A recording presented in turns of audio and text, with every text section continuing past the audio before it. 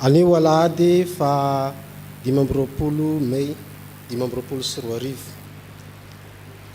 Alahady izay dimy manaraka ny Pasika, alahady ny FFPM eo anivony sany FJKM.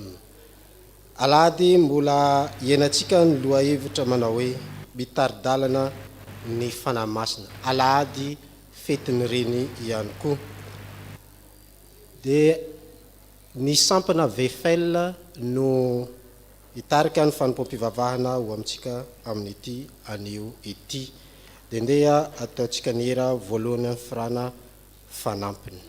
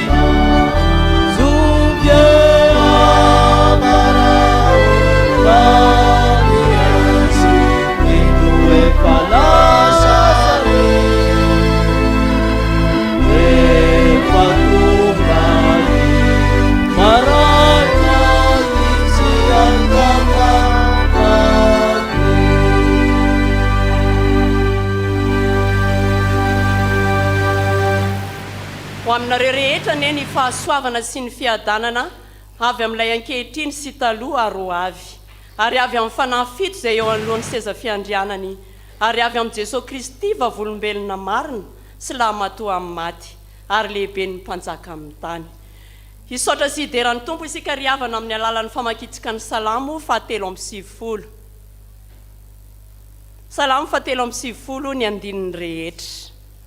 Aorianan'izay dia ny laharan-kira FFPM fa enina amby telopolo ka ny andininy rehetra koa no redonitsika miaraka. Salamo fahatelo amby sivifolo ny andininy rehetra no iarahantsika rehetra mamaky. Hisaotra sy hideran'ny tompo isika manao hoe Jehova ny mpanjaka, mitafy voninahitra izy. Jehova mitafy, eny misikina hery izy. Ary izao rehetra izao nampitoeriny ka tsy hihetsika. Ny seza fiandriananao nampitoerina hatramin'ny fahagola. Hatrizay ianao. Manandro apeo ny rika, Jehova o. Eny manandro apeo ny rika. Mampiondrona feo ny rika. Mihoatra noho ny rano sady be ny mahery. Eny mihoatra noho ny onjan-dranomasina lehibe. Ny voninahitry Jehova any amin'ny avo. Ny teny vavolombelonao dia marina indrindra. Fa masinana no mendrika ny tranonao, mandritra ny andro maro Jehova o. Amen.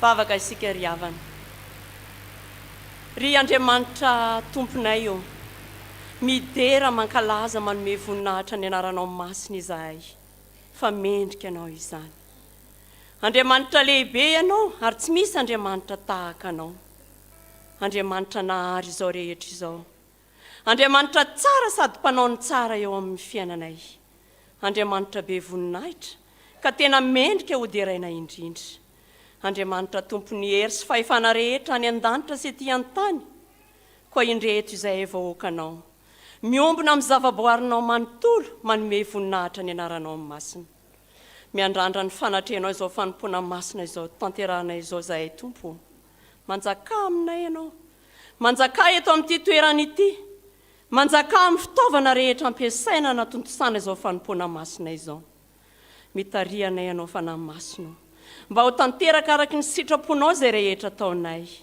mba hitombonay amin'ny finoana sy ny fahalalana tsaranao andraisanay fitahiana sy fiavoazam-panahy lehibe izao fanompoam-pivavahana tanterahanay izao na ireo izay manatrika eto izany na ireo izay manaraka amin'ny fitaovan-tserasera isan-karazany dia atolotra ianao Andriamanitra ny saotra ny dera ny aja ary ny voninahitra izay efa nao hatramin'ny taloha indrindra ary ianao mandrakizay izany amin'ny anaran'i Jesosy Kristy tomponay no anandratanay izany vavaka izany anao ilay efa nampianatra nay hivavaka manao hoe rainay eo izay ny an-danitra ho amasinina neny anaranao ho tonga neny fanjakanao atao aneny sitraponao ety an-tany tahaka neny an-danitra omeonay no izy anona sahaza ao anay ary mamelany elokay tahaka ny namelanay izay meloka taminay ary aza mitondra anay eo amin'ny fakapanahy fa manafahanay amin'ny ratsy anao ny fanjakana sy ny hery ary ny voninahitra mandrakizay amen mipetraka ny fiangonana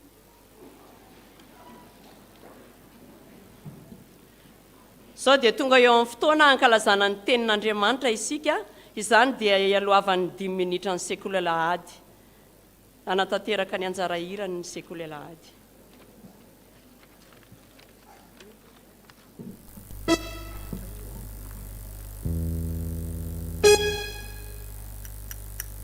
ny hiratsika fitopolo sy fitonjato no engatsika tanora sy ny ankizy ny troisième no manao hira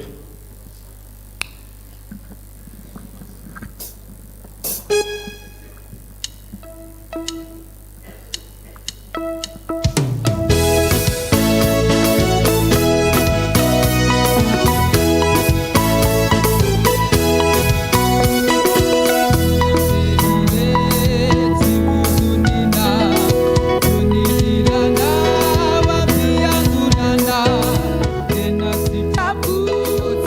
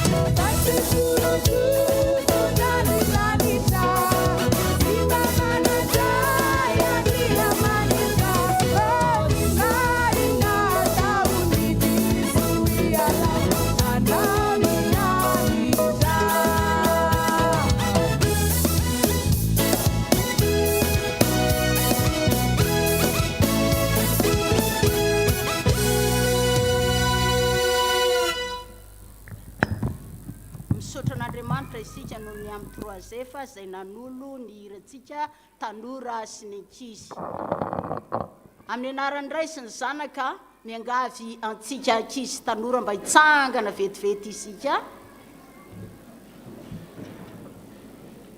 vakitsika eo mpitsanganana ny tenin'Andriamanitra anorenantsika ny finoanan'Andriamanitra Koritiana voalohany toko 12 dia ny 17 dia tapany farany eo Koritiana voalohany toko 12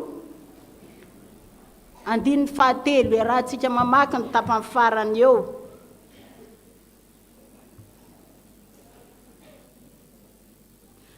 amin'ny anaran'ny tompo manao hoe fa tsy misy olona nampitenen'ny fanahin'Andriamanitra ka manao hoe voaozina Jesosy tsy misy mahay manaitry hoe Jesosy no tompo raha tsy amin'ny fanahy masina tapany fahatelo manao hoe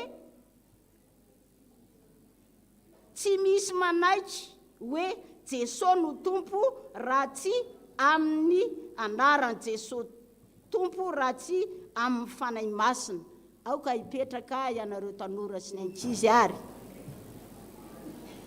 tantara kely fijoroan'ny ankizy sy ny tanora vavolombelona tato amin'ity fiangonana ity no ambarako aminareo androany dia oka hifatoka tsara vetivety arak'izany hery fanahy masina zany dia miasa tokoa izy ampandresy antsika tsirairay avy fa tsy ho an'ny tanora sy ny ankizy ihany ry havako rehefa nandeha avy nianatra tamin'ny voalohandohan'ny volana ny mpanompon'Andriamanitra anankiroa tato amintsika dia nijoro vavolombelona tany amin'ny alalan'ny fanompo-pifoazana izany ary dia izao ilay tantara zaraiko aminareo andeha bus 147 izay mandeha any pasapito any zany rehefa andeha any zay rolao izy dia malalaka be ny bus tokotokony ho amin'ny efatra dia samy naka sisiny avy dia samy mitondra ny telefoniny dia ozy hoe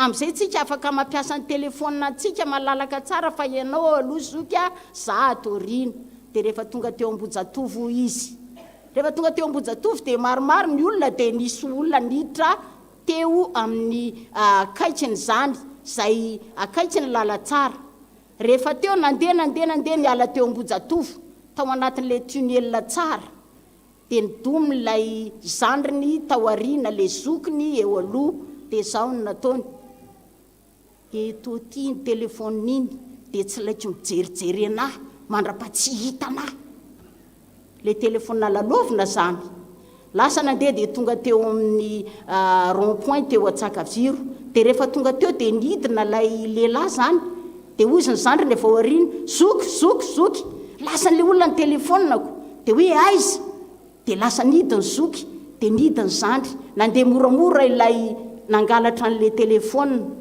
dia niazakazaka izy rola dia ahoana hoa tonga dia nataona hoe amin'ny anaran'i Jesosy Kristy meonao ny telefonina iny tonga dia le main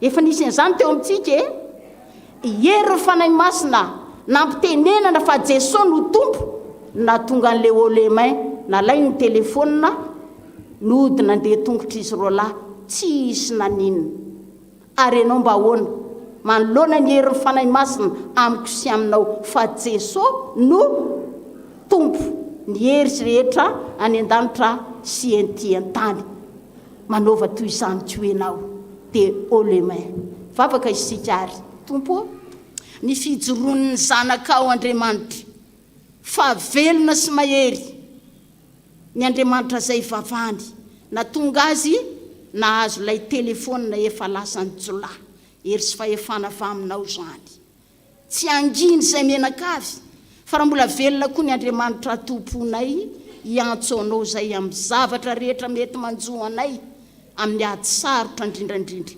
tompo mamela ny heliko ny ankizy zay mety naniratsira ihany koa ny fanahy masina teny an-dalana kilalao amin'ny telefona lafo kanefa tsy foy fa saika very misaotra anao ankehitrio fa raha misy ny fotoana hijoroana ivavolombelona amin'ny fotoana tahaka izao ny ankizy tanora amin'ny voalohany amin'izany dia ianao no anambana izay rehetra mbola ady atrehanay satria tsara loatra ny Andriamanitra ka tsy nisy nampiteneniny Andriamanitra afa-tsy mifanahy masina hoe Jesosy no tompo. Makasitraka anao izay ampioreno ty anatinay ny ahatonga ny fahavalonay hoe olemay.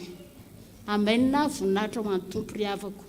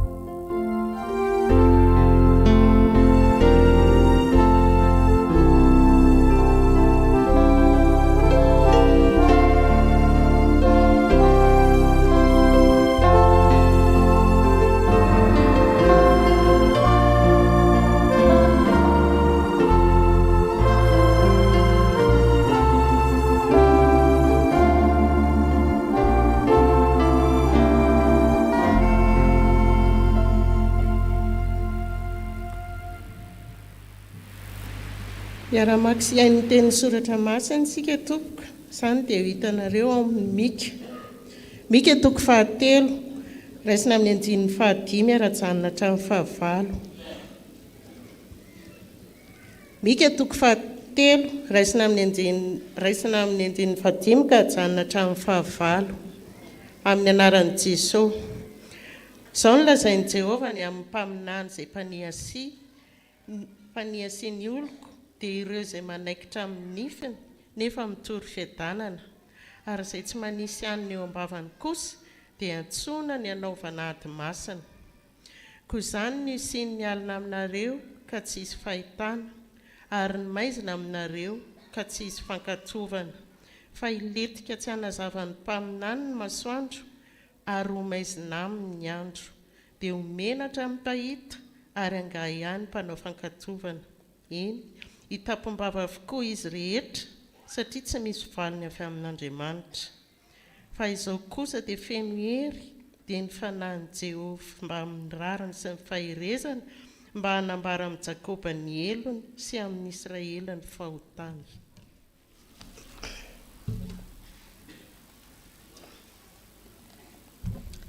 Epistily faharoa amin'ny Koritianina toko 2 andinin'ny 12 hatramin'ny 17.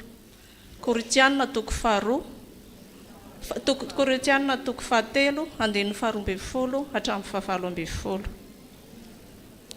Koa amin'izany satria mahanana izany fanantenana izany izahay dia sady tokoa, ary tsy tahaka Mosesy izay nanarina ny tavany tamin'ny fisalobonana mba tsy hibanjina ny zanak'Israely ny faran'izay mialevina, fa efa doto ny sainy fambaraka androany dia mbola tsy nesorina ihany izany fisalobonana izany.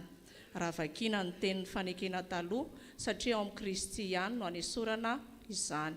Fa misy fisalobonana manarona ny fony ambaraka androany, raha vakiana ny tenin'ny Mosesy. Kanefa rehefa miverina amin'ny tompo izy dia esorina ihany ny fisalobonana, ary ny tompo izany fanahy izany, ary izay hitoeran'ny fanahin'ny tompo no hitoeran'ny fahafahana. Fa isika rehetra kosa amin'ny tavatsy ny sarona dia mijery ny voninahitry ny tompo toy ny amin'ny fitaratra, ka hovahana azo izany endrika izany indrindra avy amin'ny voninahitra ka ho amin'ny voninahitra, toy ny avy amin'ny tompo dia ny fanahy.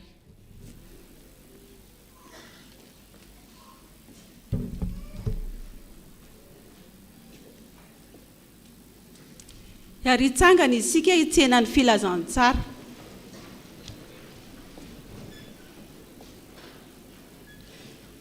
Jaona toko 9 andinin'ny 12 ka hatramin'ny 15. Jaona toko 9 andinin'ny 12 ka hatramin'ny fahadimy ambin'ny folo. Vakitsika amin'ny anaran'ny Tompo manao hoe mbola manana zavatra maro lazaina aminareo aho nefa tsy zakanareo ankehitriny fa raha tonga ny fanahin'ny fahamarinana dia izy no hitaridalana anareo ho amin'ny marina rehetra fa tsy teny ho azy izy fa izay ho reny dia ho lazainy avokoa ary ny zavatra ho avy aza dia ambarany aminareo.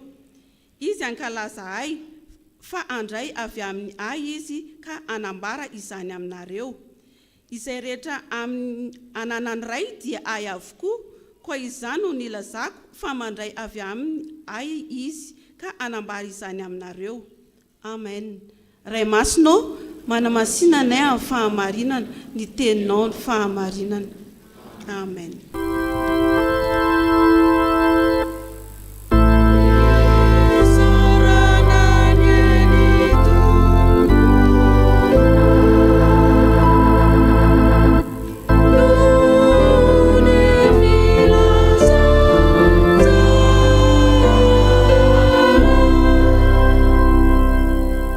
Ivavakatsika tompoko. Ry Andriamanitra rainay tsara indrindra rainay amin'ny alalan'i Jesosy Kristy tomponay. Misaotra anao izay ankehitriny fa afaka namaky ny teninao indray izay voadika tamin'ny tenin-drazanay. Ny teninao tokoa mantsy hainao ho an'ny mahazo azy ary fahasalamana ho an'ny nofony rehetra. Fanilo ny tongotray fahazavana ny lalanay, teny fahamarinana, teny fahazavana. Misaotra anao izay fanamasina ny amin'ny taridalana izay nomenao anay, ahafahana ihany koa mandinika ny teninao ary iaina ny teninao, andehananay araka ny sitraponao Andriamanitra. Raha hotoriana ny teny aminay, ny mpanomponao izay fanotinendrinao hanatanteraka izany, dia raha koa fiatran'ny fanahinao masina izy Tompo, mba hanambara ny sitraponao aminay vahoakanao. Izahay mpiainy koa mba ho mpiainy mpakatoa fa tsy ho mpiainy mpanadiny, ka hamitaka ny tenanay. Fa tena iaina, ivelona amin'ny alalan'ny teninao izay ambara aminay indray amin'ity andron'io ity. Dia mitenena Tompo fa voninkaina izay mpanomponao amin'ny anaranao Jesosy Kristy Tompo ilay mitaridalana anay amin'ny alalan'ny fanahy masina, nanaovanay sangatana izany bavaka izany. Amen.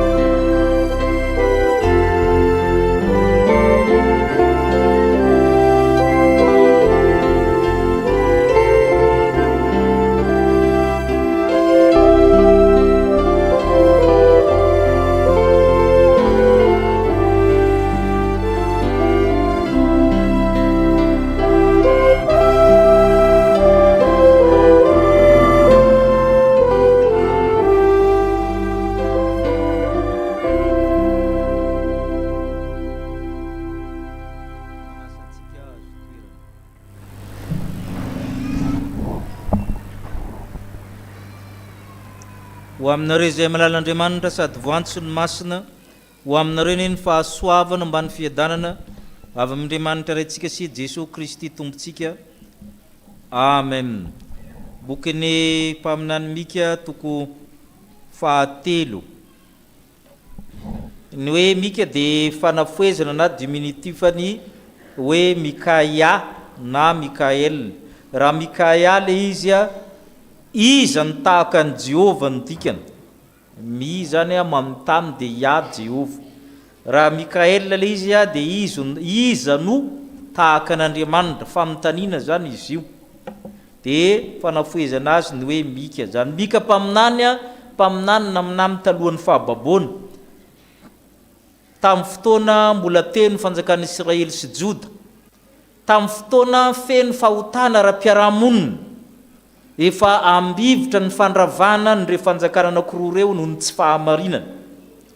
nanana mpaminany maro nefa ny Israely tamin'io fotoana io fa betsaka zany ny mpaminany tsy izy, tsy hoe mpaminany sandoka akory izy ireo fa mpaminany tsy manara-dalàna, tsy manaraka ny fenitra momba ny mpaminany. Mampiavaka ny mpaminany mika dia izy naminany ny fiavian'ny Mesia na i Jesosy.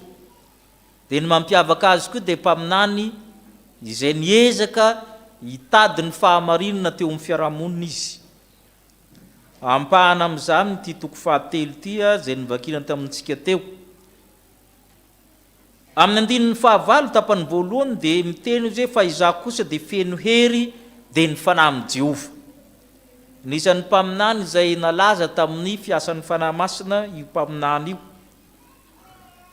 Io fanahy masina io nientiny niady tamin'ireo mpaminany izay mampanisy. Ireo mpaminany ireo andaminy mika andaminy dia io koa zany nenty nanaovana fahamarinana. Ireo zavatra anankiroa atao hoe famitahana sy fahamarinana io no jerentsika. Raha mitenitsika hoe mitari-dalina antsika ny fanahy masina tao mika zany jerentsika hoe nanao inona. Zavatra voalohany dia ilay fanahy masina tao aminy eo niezaka hanampy azy hiady amin'ny fanahy mamitaka. Fanahy mamitaka teo amin'ny Israely. Dia vakitsika ny andininy fahadimy, vakitsika aminaran'ny Tompo. Izao no lazain'i Jehova ny ampaminany izay mampanisy ny oloko dia ireo izay manaikitra amin'ny nifiny nefa mitory fiadanana, ary izay tsy manisy hanina eo am-bavany kosa dia antsony anaovany ady masina. Misy fepetra napetrak'Andriamanitra, napetraky ny fanan'Andriamanitra ilazana fa reto mpaminany reto dia fanahy mamitaka anao aminy. Tsy tena mpaminany sandoka izy ireo satria tena mpaminany Jehova izy ireo. Tena olom-boasitra koa izy ireo, Mesia araka ny razavaina tamin'ny heriny. Ireto mpaminany reto.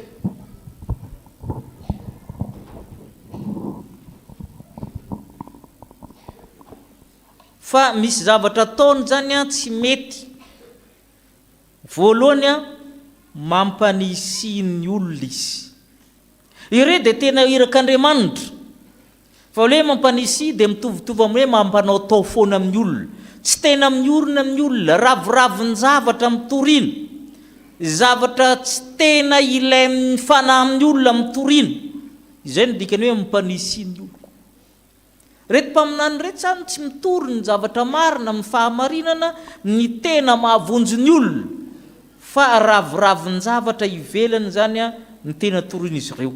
Manosika amin'ny olona hanao ratsy, mampianatra ny olona hanota.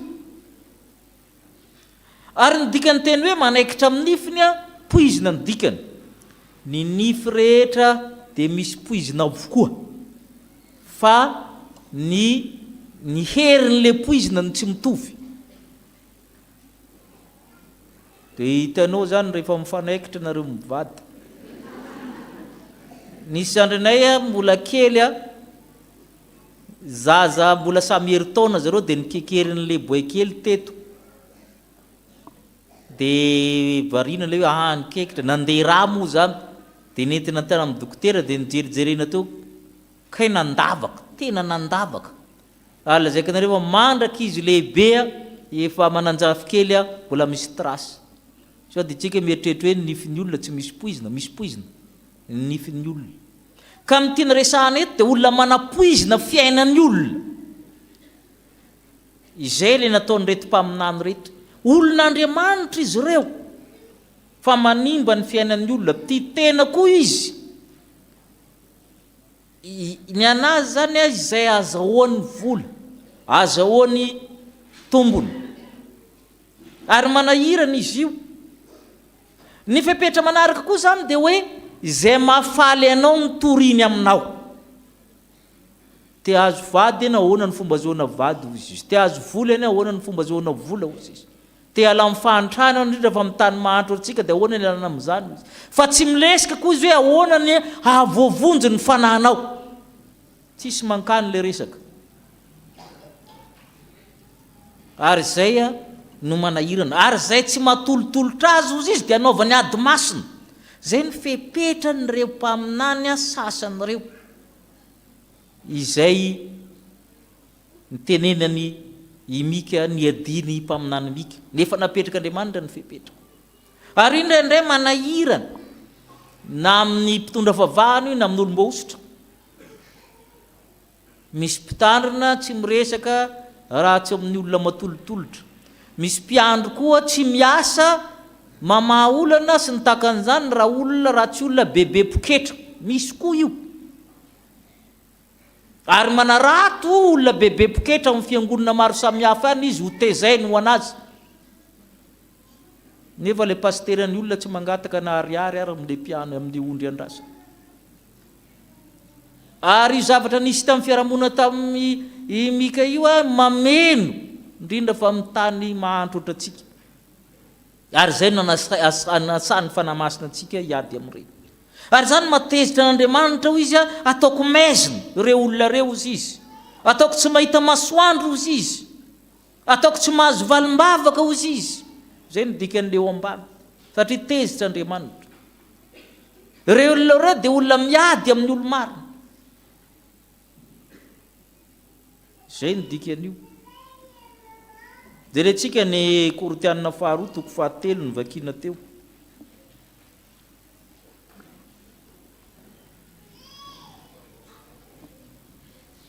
misy karazan'olona zany tenen'ny Korintianina io a tsy mety mahazo zay lazainy soratra masina satria misy fisaloborana na voaly ny fono rehefa vakina ny lalàn'ny Mosesy na amin'ny testamenta taloha zay mahatonga ny jiosy mandraka androany ny ankamarony dia tsy mahazo ny testamenta taloha satria tsy mahita ny Jesosy ao ary zay le olona saroma ny mpaminany samboka dia olona tsy mahita ny Jesosy fa fotom-pinoana no hitany fomba fiangonana no hitany raviravin-javatra ny mahaseriny azy eo amin'ilay fiangonana fa tsy mahita izy ny fandrosoana ara-panao anatin'ilay fiangonana satria donto ny saina ozy izy mila esorina ny voaly na fisaloborana amin'ny fony ao amin'ny Jesosy ihany nanalana an'izany ny olona mitarika anao amin'ny tompo dia manala voaly amin'ny sainao amin'ny fonao ary zay ny olona tsara zay ny mpaminany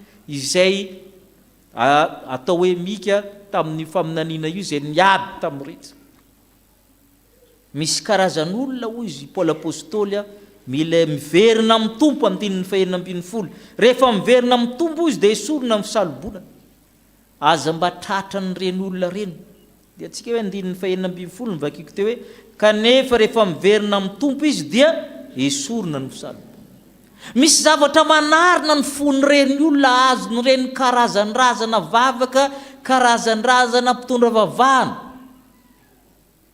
tsy sekta ihany misy an'io fa na anatin'ny fiangonana lehibe ara misy karazana mpitandrina karazana mpitarika amin'ny fiangonana dekona na mpiano sy ny sisa izay manarina voaly ny fon'ny olona mampitodika azy amin'ny zavatra tsy ilaina amin'ny ara-panahy dia variana amin'ny zavatra tsisy dikany le fiangonana fa tsy mitodika amin'ny fiainam-panahy mila miverina amin'ny tompo izy mba ho esorina izany fisalobonana izany fa izay toerany fanahy amin'ny tompo ny toerany fahafahana io zany nasaina ny fanandrina ny mpaminany ary tsy izy ihany fa mpaminany ny arakaraka tamin'ny koa Jeremia tratrany koa izy moteo zandry olona raha teo voafelaka te-maina ny gadraina na latsaka anatin'ny lavadrano sy ny sisy satria mitory manitsy anyretsy mpaminany mampanisy reto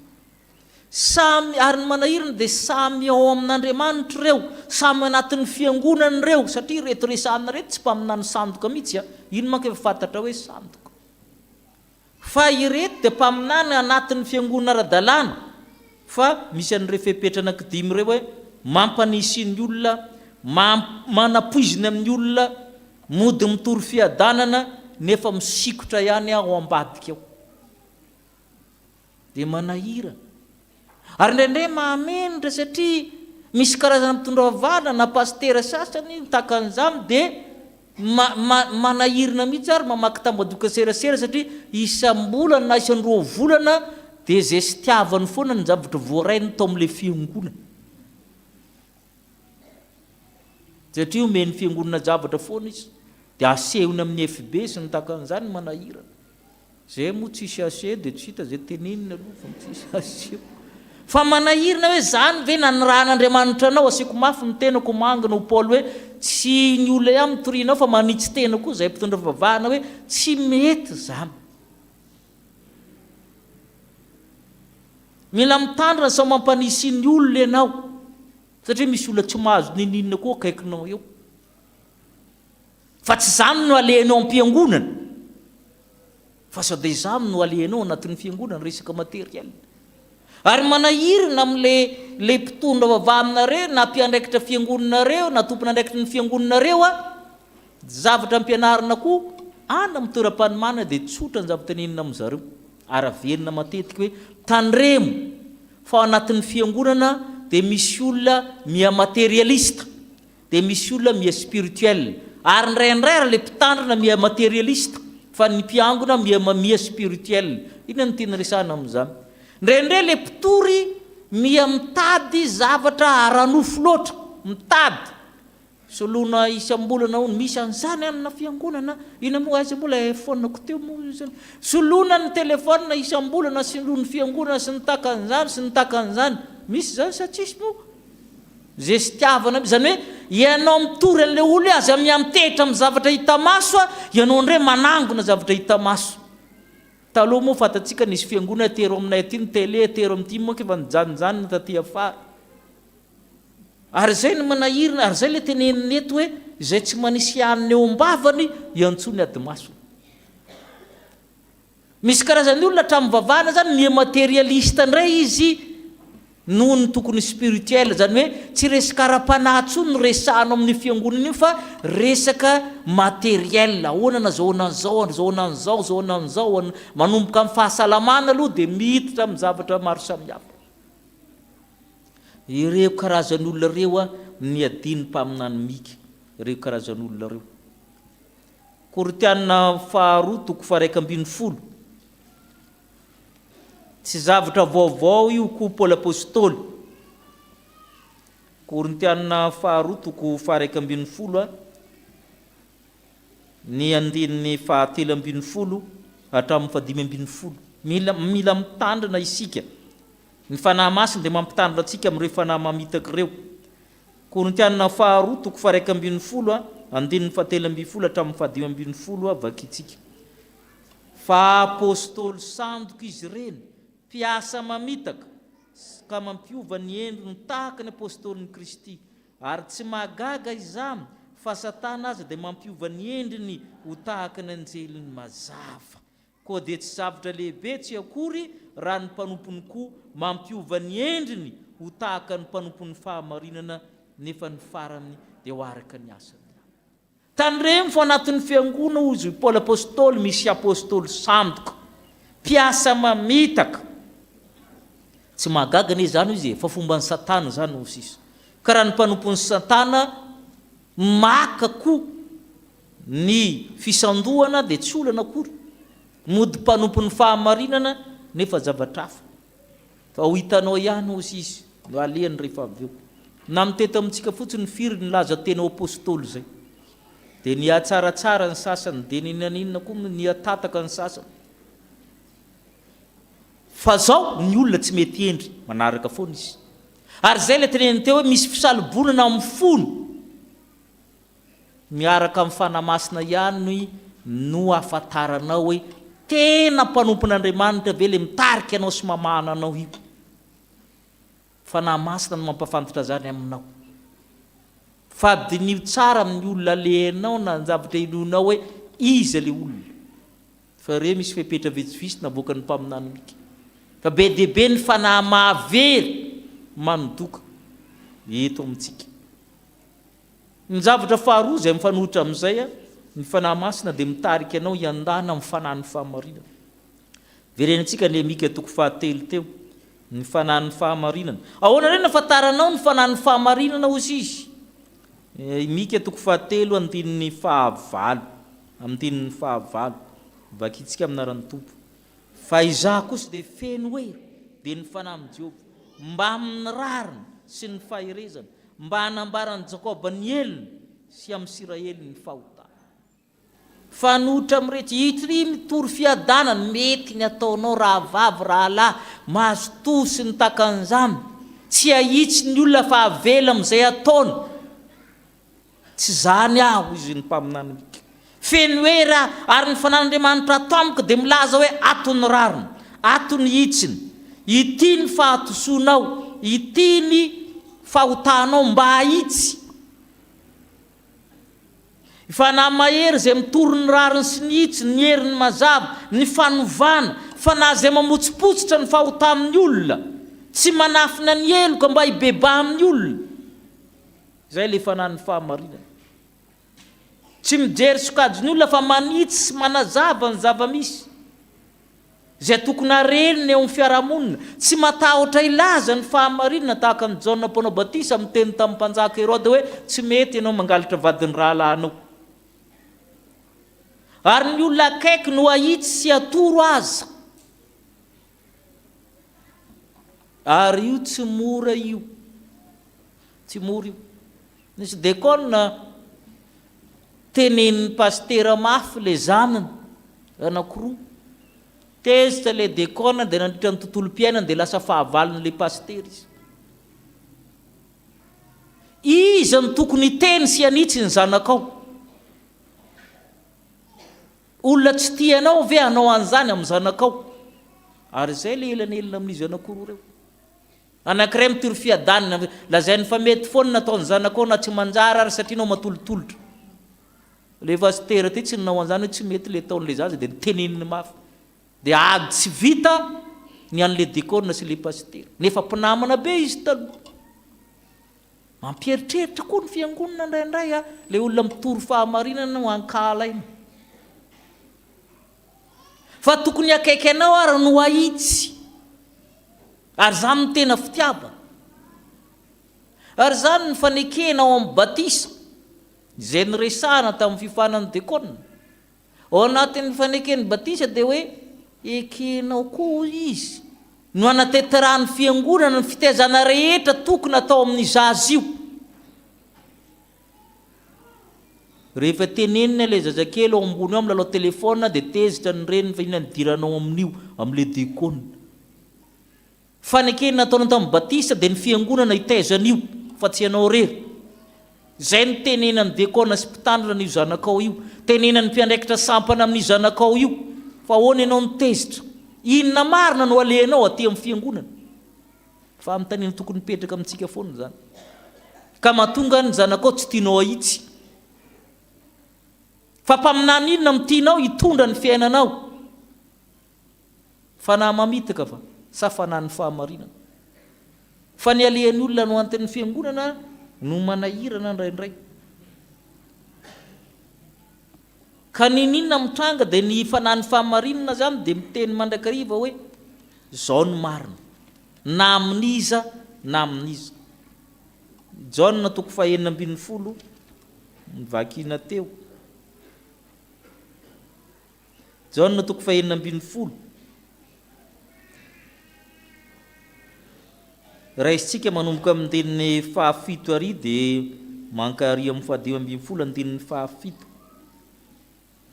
andinin'ny 7 hatramin'ny 10 aloha vakitsika fa izaho milaza marina aminareo mahatsara nareo ny fialako fa raha tsy ala dia tsy ho avy aty aminareo ny mpananatra fa raha andeha dia irahako aty aminareo izy ary raha tonga izy dia ampiaiko zao tontolo zao ny fahotana sy fahamarinana ary fitsarana ny fahotana satria tsy mino ahy izy ny fahamarinana satria mankana amin'ray aho ka tsy mahita intsony ianareo ny fitsarana satria nandrinan'izao tontolo zao dia efa voatsara zavatra telo no anirahana ny mpananatra na ny fanahy masina ho Jesosy voalohany tsy maintsy miteny izy hoe mpanoty ianao raha misy mpaminany tsy miteny aminao hoe mpanoty ianao dia mpaminany santoko tsy maintsy io no teneniny voalohany satria io no mahavonjy ianao hoe tsy mety nataonao ary marika fa mbola tsy mihina anao dia mbola milona anatin'ny fahotana zay ny antony mission voalohany ampiaiky zao tontolo zao fa misy zany fahotana zany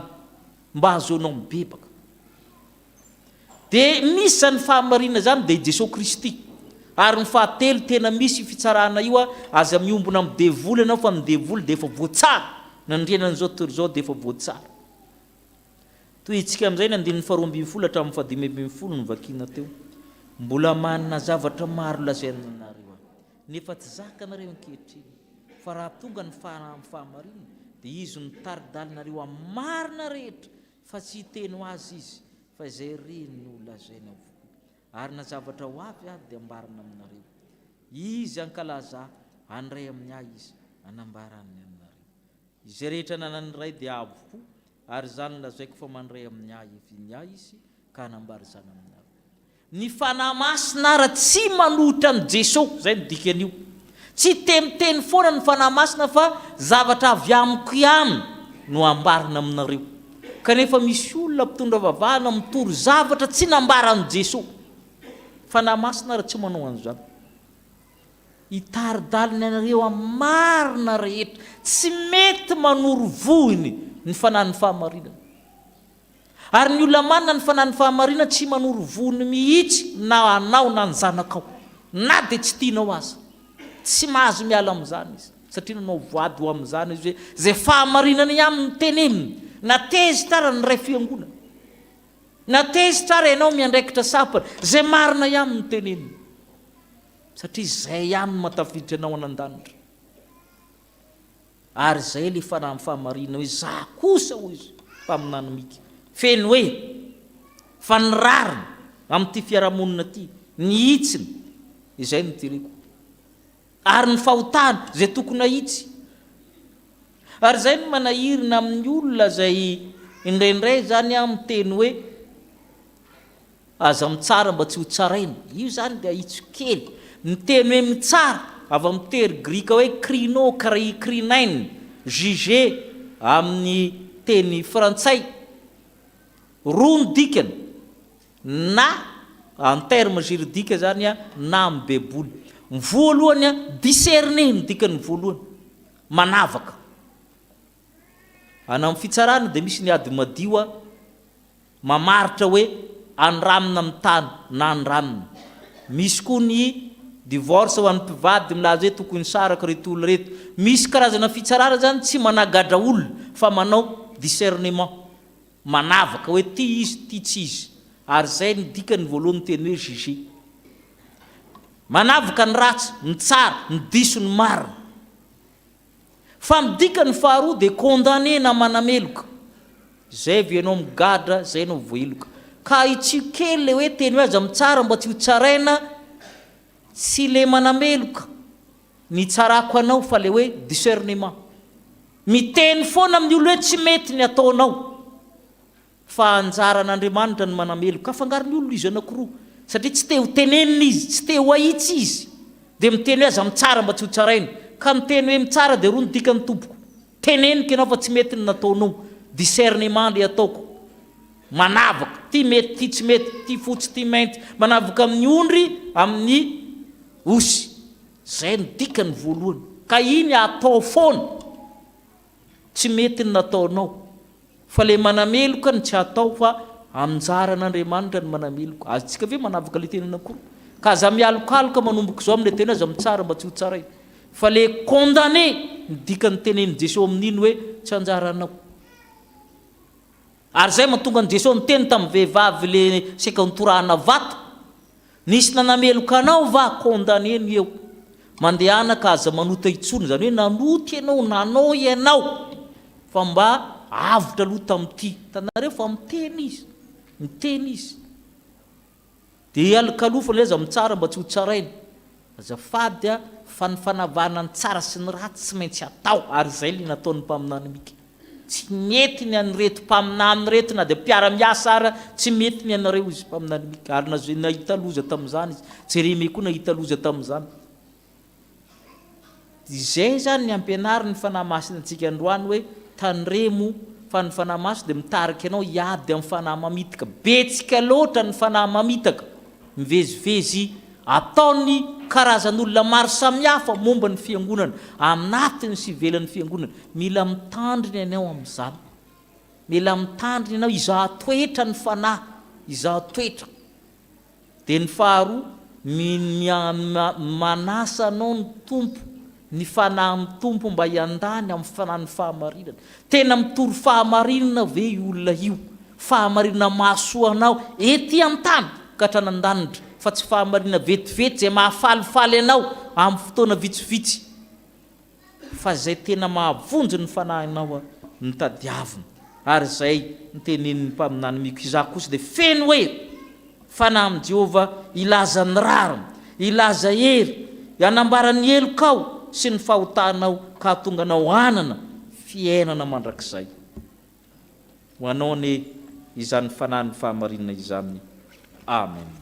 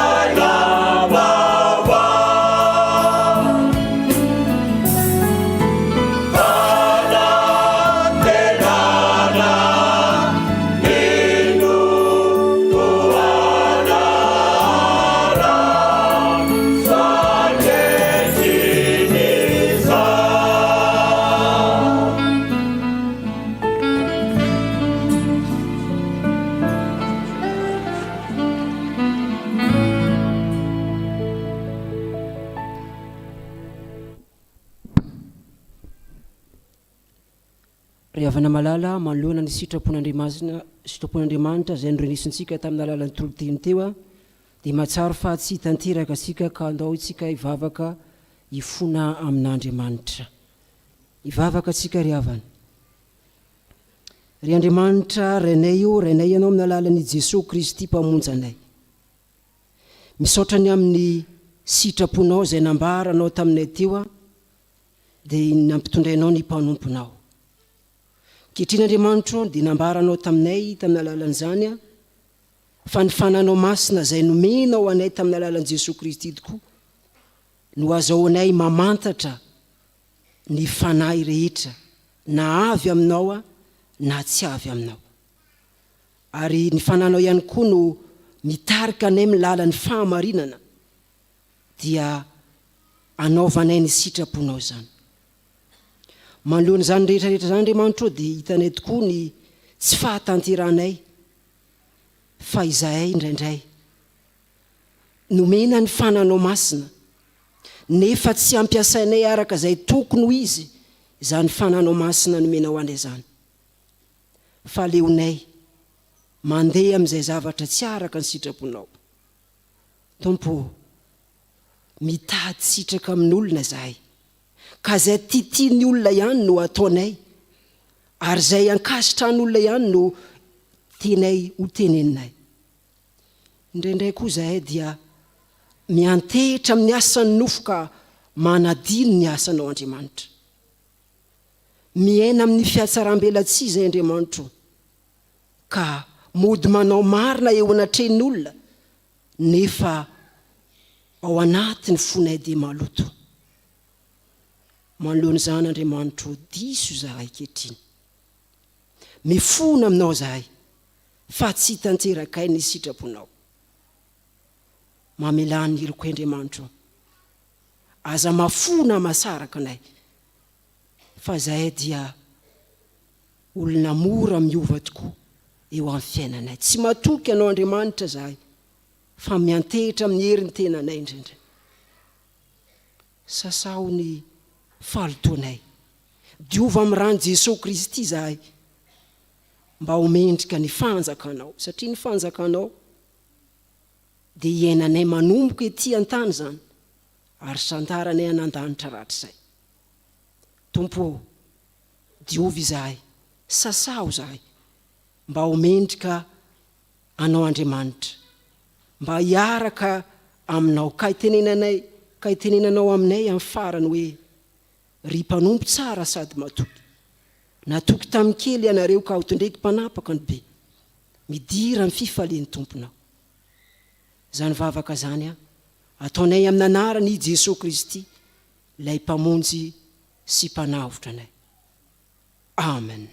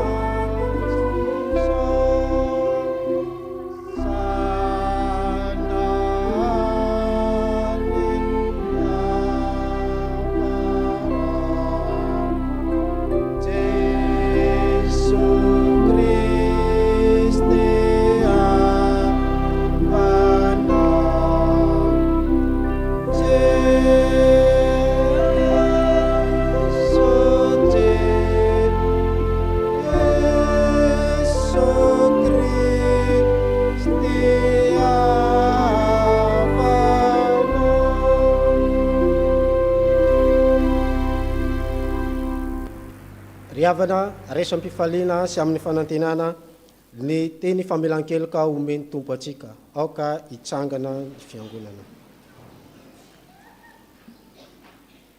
Hoy ny tompo: mpanomboka ianao ry Israely io, izay entiko mampiseho ny voninahitro, fa ao kosa foana ny sasarako, zava-poana sy tsinotsinona no nandaniko ny heriko, kanefa ao amin'ny Jehovah ny rariny tokony ho ahy, ary ny valin'ny asiko dia ao amin'ny Andriamanitra. Mety manadino ny zanany nono va ny vehivavy ka tsy hamendra fo amin'ny zanaky naleoko ny kibony? Eny, mety manadino ihany izy, fa izaho kosa tsy mba manadino anao. Indro efa vitiko tomboka vatsa eo am-pelataniko ianao, ary ny mandanao dia eo anatrehiko mandrika riva. Miobery lanitra ary mifalia ry tany, ka velomy ny oby ry tendrombohitra, fa Jehovah efa nampionina ny olona sy mamindra fo amin'ny olona mahantra, fa tonga zanak'olona hitady sy hamonjy ny very. Ho ambara ary amin'ny anaran'i Jesosy Kristy, vaovavela ny elokareo noho ny anaran'ny masina. Amen. Fa sambatra ny olona izay voavela ny elo sy voasarona ny fahotana, sambatra ny olona izay tsy sain'i Jehovah eloka ary tsy misy fitoka ny fanahiny. Amen.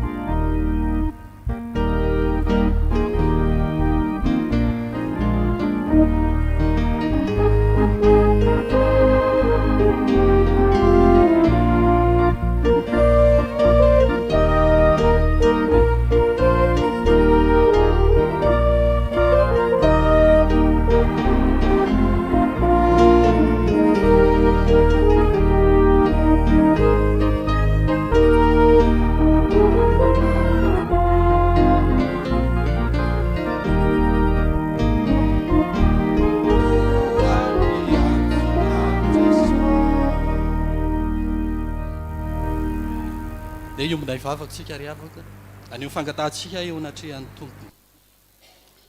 Indrezany afalianay ry tompo Andriamanitra rainay io, fa asehona tokoa fa Andriamanitra mpamindra fo ianao ka mamela ny elokay. Ianao Andriamanitra lay nanolo tena ka nanala ny fisalibonana, nanala ny aizina taty anatinay. Koa ankehitriny tompo dia afaka miresaka aminao mivantana izahay, ka mangataka aminao ankehitriny araka ny teninao manao hoe mangatady omena ianareo. Ankehitriny ary izay tompo dia mitondra mbavaka ny tsirairay amin'ny anjara fanimpony eto amin'izao fiangonana izao. Ianao Andriamanitra efa niantso mpaminany, ianao Andriamanitra efa niantso ny olona tsirairay ho amin'ny zara fanimpona ny amin'ny fanomeza pahasoavana. Dia apetraka feny eo am-pelantananao tompo ny fanolorantena ny tsirairay. Eo tompo ireo diakona izay ireo dekona izay anavao ny fanekena eo anatrehanao. Ianao Andriamanitra anamarina ny finoany, anamafy ny antso sy ny fanekena izay ho ataony. Dia mitondra mbavaka izay Jesosy ny filohan'ny fiangonana sy ireo braon'ny fiangonana, feno ny fahasoavanao izy ireo, mba hinery sy ny tolotsaina avy aminao fanahy masina dia ny fitarihan'ny fanahy masina izany.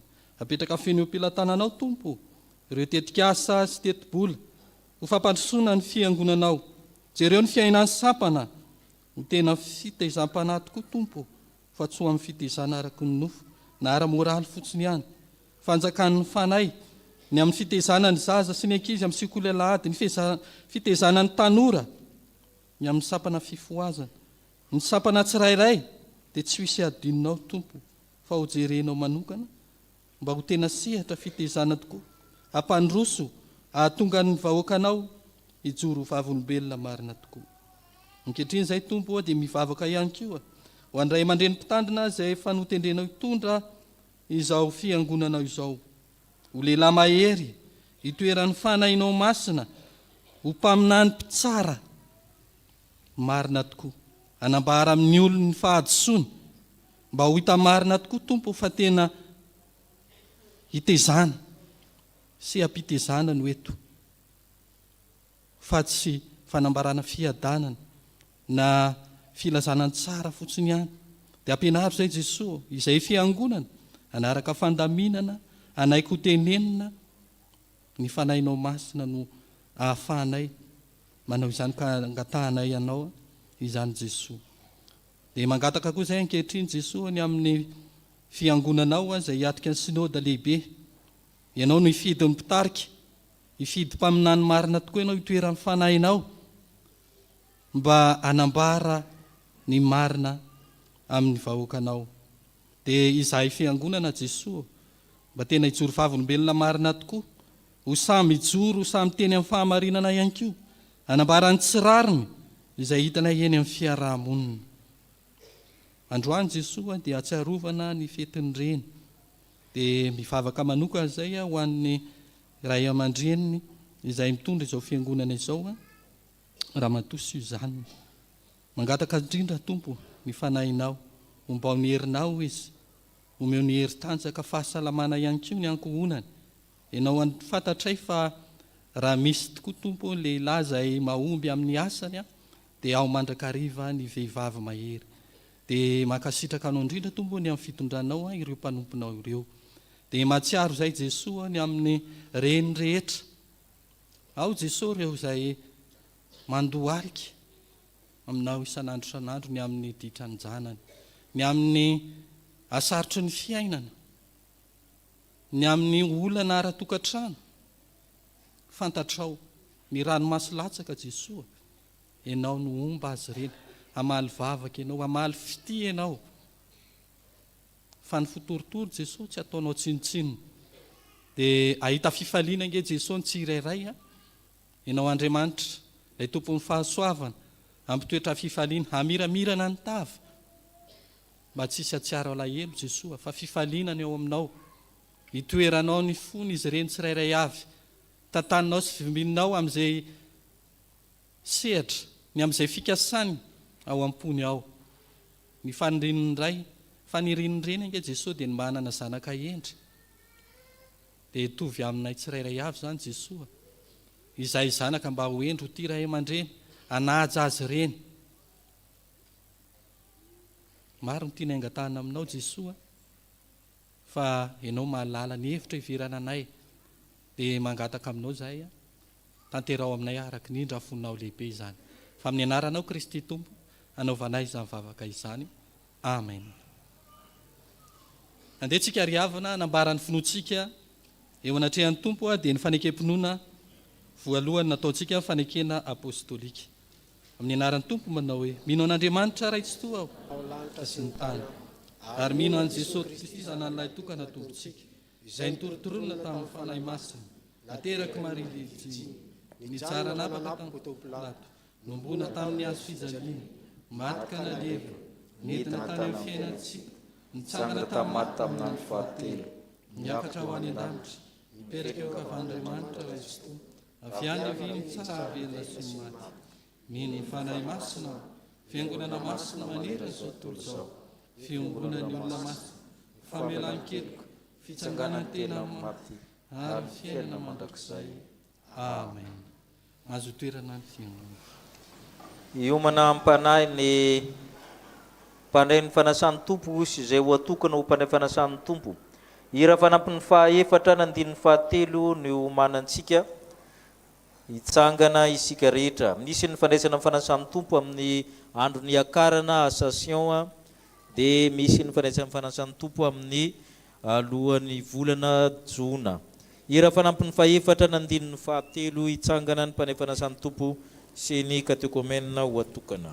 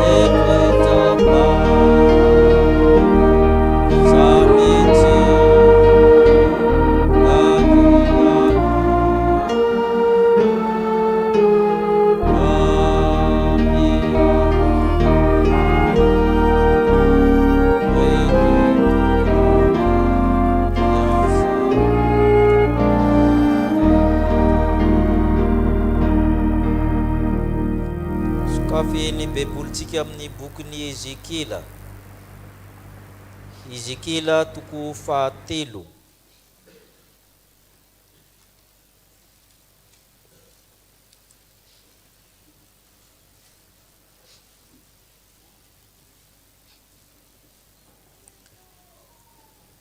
Ny andininy faharoa roapolo da avy eo tsika miverina amin'ny andininy faharoa ambin'ny folo. Ezekela toko fahatelo ny andininy faharoa roapolo dia miverina amin'ny andininy faharoa ambin'ny folo. Vakitsika aminaran'ny Tompo. Ary ny tanan'i Jehova dia tamiko, ary hoy izy tamiko, mitsanganaka mivoaha any amin'ny lohasaha, ary any no itenenako aminao. Andininy faharoa ambin'ny folo. Ary nisy fanana nainga dia nandray orakoraka be toy voka nanao hoe isaorana ane ny voninahitry Jehova avy ao amin'ny fitoerany. Amen. Ile teny hoe fanahy dia misy isa-kely roa. Raha mijerytsika dia le isa-kely anankiroa jerena ary amin'ny vodipejy aloha. Ino ny dikan'le fanahy ozy izy? Rivotra mahazo toerana isika. Ny symbole zany ny fanahy masina na ny sary ohatra ny fanahy masina no resantsika. Anankidimy zany no malaza indrindra. Ny anankiray tanan'i Jehova na tanan'Andriamanitra. Io tanan'Andriamanitra io no nitondra ny Ezekela. Io tanan'Andriamanitra io lazain'ny mpaminany Mika, Ezekela, Jeremia, Isaia. Io tanan'i Jehova io nitondra ny Elia zay niazakazaka. Ny tanana zany dia manambara fanahy masina. Ny dikany ara-panahy dia midika le hery mitondra, hery mahary. Ny tanan'i Jehova nahary zao zavatra rehetra zao, hery miasa, hery mandrava. Ary zay zany mahatonga antsika ary matetika hoe izy moa ny fiangonana tsy hoe fampianarana teolojia kory, fa tsy namindamy andra kory adevitra amin'ny hoe batisa tsoboka na aminy. Fa zay no mahatonga ny fametrahana tanana amin'ny zanakao. Ny tanana dia manambara ny fanahin'Andriamanitra. Tanareo amin'izay fa zay ny dikan'ny fametrahan-tanana. Ny fametrahana tanana dia famindrana fanahy. Ary zay koa mahatonga hoe fidifidia ihany koa ny olona metra-tanana amin'ny lohanao, fa ny fanahy amin'ilay olona io ny findra aminao. Ary zay no teneniko foana rehefa manokana dekona hoe rehefa tsy ombina fanahy amin'ny pastera zay manao dekona tsy fanahy amin'ilay pastera ihany no findra aminao, fa vakio tsara ny soratra masina. Ny tanana zany symbole voalohany ny fanahy masina. Tanana mitondra, miasa, mahary, mandrava. Tanana mitondra ny Ezekela. Amin'ny testamenta taloha no tena ahitana an'io matetika. Dia ny manaraka ny afo.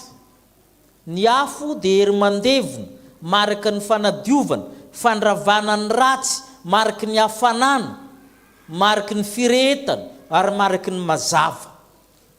Ny afo koa dia betsaka zany ny atao hoe teofaniana fisehoan'Andriamanitra amin'ny alalan'ny afo.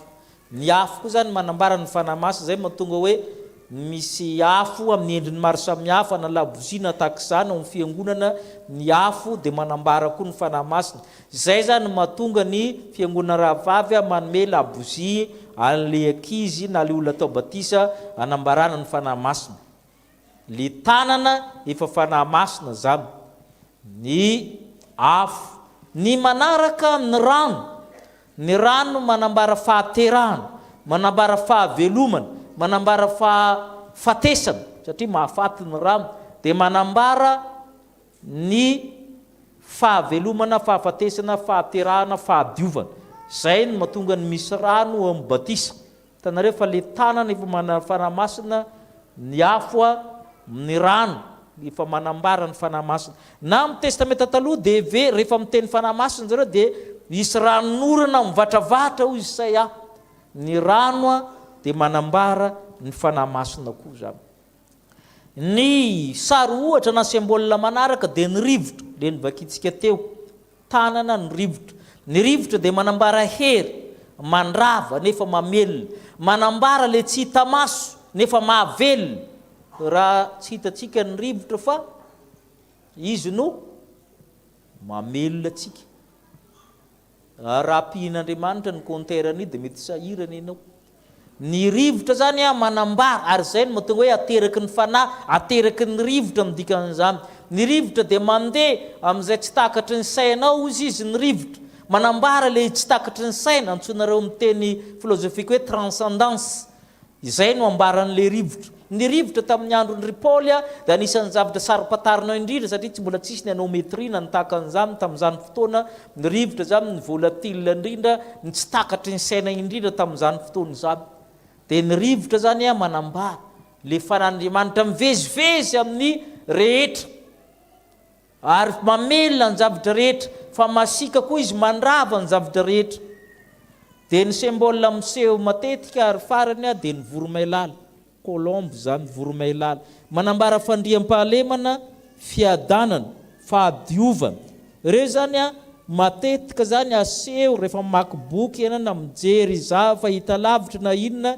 ireo zavatra dimy ireo zany a no symbolen'ny fanahy masina fa ny tsy miresaka firy a dia le tanana zany a tsy dia miresaka firy an'iny olona fa ny afo a amin'ny rano ny rivotra ny voromailala dia matetika firesaky ny olona zany io fa le tanana zany amin'ny testamenta taloha zany a ny mpaminany rehetra dia nentin'ny tanan'i Jehova ary indraindray bataina amin'ny volony mihitsy ny dia afindra ny tanan'i Jehova zany a ilazana fanahy masina zany io ireo symbole ireo zany ny azo ampianarina azo ianarina inona midika amin'ireo nyreo zany a ny symbolen'ny fanahy masina satria tsika miditra amin'ny herinandron'ny fanahy masina tsika amin'ny alahady zao a sady nakalazan'ny pentecoste tsara tsika ny mahafantatra re symbole anankidimy a ny fanahy masina dina avy izy temo tanan'Andriamanitra dia ny afo a ny rano a ny rivotra ny voromailala ireo zany a no matetika zany a ianondrona ny fanahy masina ivavaka isika ianao fanahy masina ny sarim-patarina indrindra amin'ny trinité nefa ianao ny mpampianatra anay ampianaro zay fa te alalany momba anao te resaka aminao zay te heno anao ampianaro ahoana zany miresaka amin'ny fanahy masina zany miaino ny fanahy masina ahoana zany tanin'Andriamanitra mitondra anay ny afo mirehitra ao anatinay ny rano manadio anay ny rivotra mamelona anay ny voromailala mitondra anay fiadanana ampianaro anay zany ny fanahy masina reto ny mpanefanasan'ny tompo sy no atokanao amin'izany ho amasininao mba hiomana ampanahaka tsy sotro fanamelohana apetraka ambany fahasoavanao izay rehetra tsy mpanefanasan'ny tompo koa miomanao amin'izany mba hontsonao fanahy masina hiditra amin'izany sehatra izany ny vita batisa rehetra satria efa nandray ny tanin'Andriamanitra nandray ny afon'Andriamanitra ny rano ny rivotra ny voromailala tahaka an'i Jesosy ireo zanakao izy ireo arovy naizanaiza misy azy ireo na eto aminay na ny amin'ny faritany na ny ampitan-dranomasina misaotra tompony amin'ny fitiavanao misaotra ary fanahy masina amen mangataka fieonkira foy isika iomanantsika ny amin'ny fetiny reny izay efa niresahana teo ho tariany sampana sekolalady avitripitrika itsika amin'ny fanatanterahana izany hiakatra avy hatramin'ny tompona andraikitra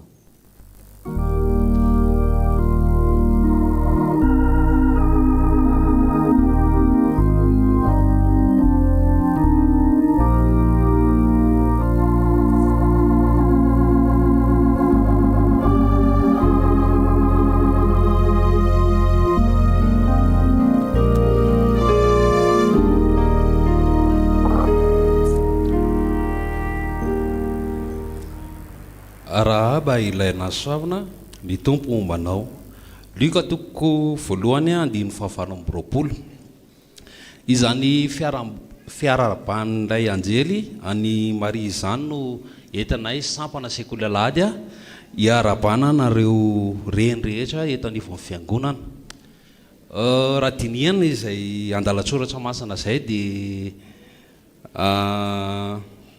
Rahaba milaza fahasoavana na fanambarana fahasoavana ho an'ny Maria zay ho renin'ny zaza dia miaraba anareo any konkoa zay mba ho reniny femy fahasoavanareo mirary izahay zanaka ankizy mba ho salama manjakarivo nareo ary fenony fahamarinana anjakan'ny fitiavana ao aminareo reny rehetra ho vadimendrika ho reny fitaratra ho fahazavany manodidina ihany koa any ianareo amin'izao fankalazana fetiny reny izao a dia mahatsiaro anareo izahay a zanaka mahatsiaro anareo amin'ny fomba hita maso sy ho reny sofina dia mangataka ireo ankizy akety anolohana anao tsenjery sy tonkalo ho anareo reny rehetra izay manatrika an'izao fotoana izao.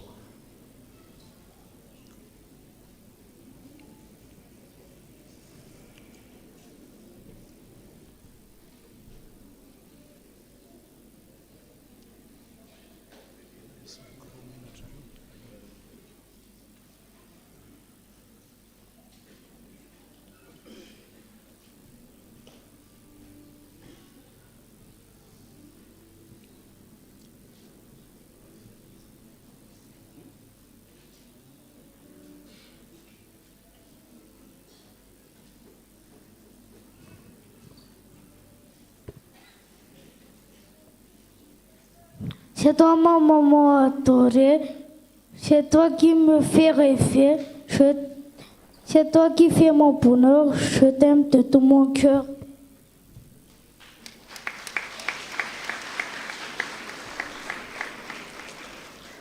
À toi, maman, ce petit bouquet de tendresse, ce petit bouquet de promesses, ce petit brin de poésie pour te dire merci. Merci d'être là tout simplement auprès de nous à chaque instant. Merci pour tes bras et tes câlins, au sommeil comme au petit matin. Nous t'aimerons toujours d'un éternel amour. Le tehaka tambaritsika amin'ny farany fa manjary psychologiquement taitra ny sasany dia sao dia tsy mahazo tehaka dia mibontsina dia adino le zavatra ary amin'ny farany ny tehakitsika.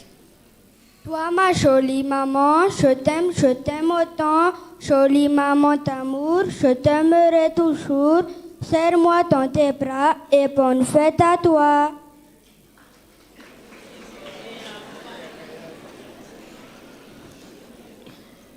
Maman, je te donne ce poème. Car sans limite tu m'aimes, je te donne ces fleurs. Car je suis dans ton cœur, je te donne ces bonbons. Car en toi tout est bon. Je te donne un baiser tout simplement, car tu es celle que j'aime, ma maman. Maman, je t'aime de tout mon cœur. Tu es ma maman et tu me protèges pour toujours. Je t'aime, maman. Pour ma maman que j'aime, plein de petits cœurs, avec beaucoup de douceur. Pour ma maman que j'aime, des mots doux et plein de bisous. Pour ma maman que j'aime, des sourires et du bonheur à chaque seconde, minute et heure. Chère maman, aujourd'hui nous célébrons ta fête, mais tous les jours tu es dans mon cœur. Je ne t'offrirai pas de cadeaux qui s'achètent, mais en échange, je te donne tout mon amour pour te combler de bonheur. Pour ma maman que j'aime, j'ai mis dans cette poème un A, un I, un M, un E pour te dire que je t'aime. Ma petite maman chérie, c'est ta fête aujourd'hui. Je t'offre de tout mon cœur un gros bisou plein de bonheur. Pour ma mère, il y a plus de fleurs pour ma mère en mon cœur que dans tous les vergers. Plus de merleurieurs pour ma mère en mon cœur que dans le monde entier. Et bien plus de baisers pour ma mère en mon cœur qu'on en pourrait donner. Je t'aime, maman. Maman tendresse, maman amie, maman chérie, je t'aime à l'infini. Bonne fête, maman. Maman chérie, douce et jolie, tu fais prier tous mes lundis. Par ton amour, je me sens fort. Ton cœur est grand comme un trésor. Raha azoko tsara zany zay tsy mety ny frantsay tsy maman andro andro raha azoko tsara dia frantsay daholo ny renin'ireo zany.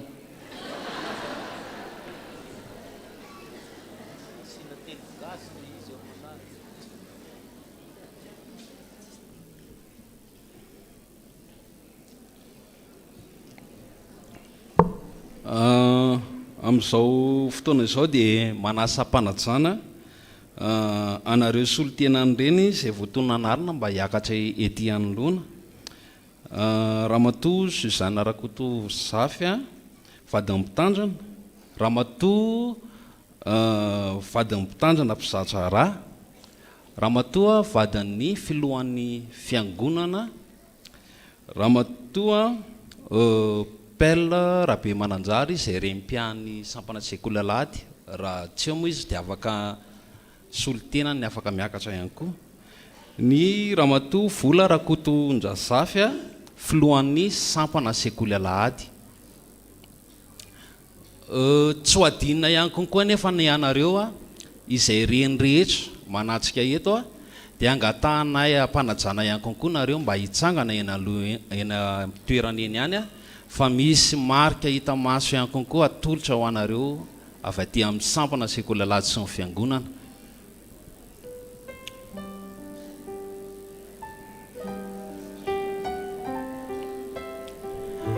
Ao anatin'izay fizarana izay dia misy hira ataon'ny tanketra ho atolotra ho anareo ihany konkoa.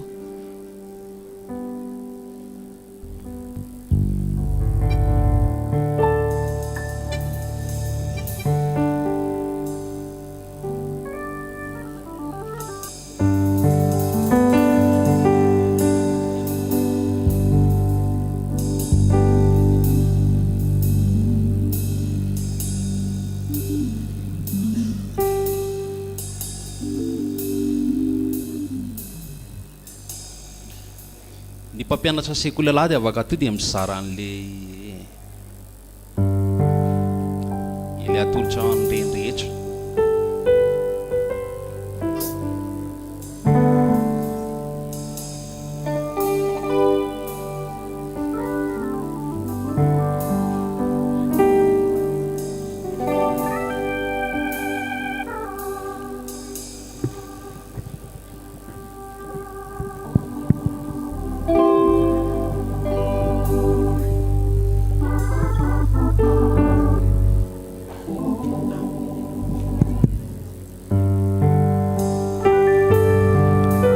Izay efa nahazo kosa dia afaka mipetraka ilay anaty toerana.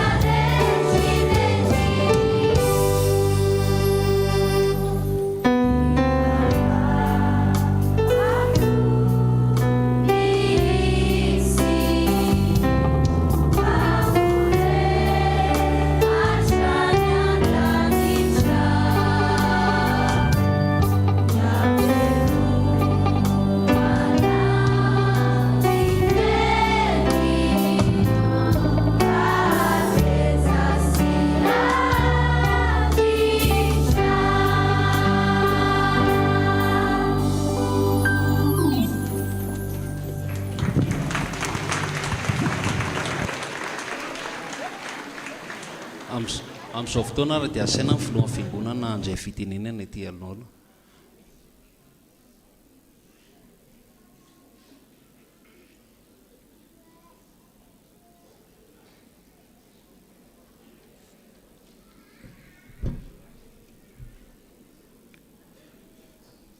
Miarahaba amin'ny fiangonana ny fahasoavan'ny tompony ho amintsika hatrany. Mijoro eto ny tenako, solotena ihany, solotena ny fiangonana. Dia raisina ampanetretena, mpanompo tsy mahasoa ihany.